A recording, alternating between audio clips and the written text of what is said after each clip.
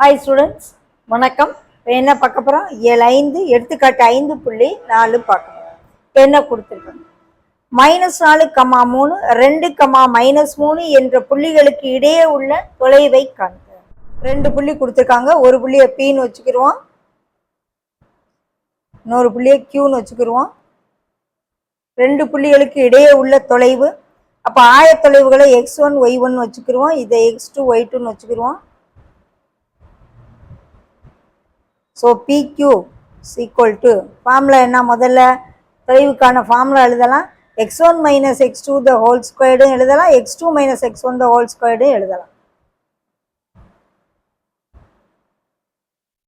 Substitute பண்ணுங்க.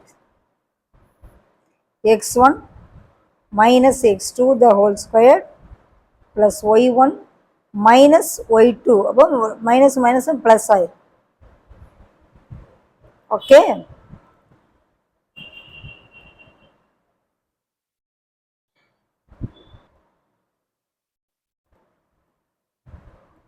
√72 PQ equal to √72. ஓகேவா? Formula தான். 2 புள்ளிகளுக்கு இடையே உள்ள தொலைவுக்கான ஃபார்முலாவை போட்டு அப்படியே ஆய தொலைவுகளை போட்டு சிம்பிளை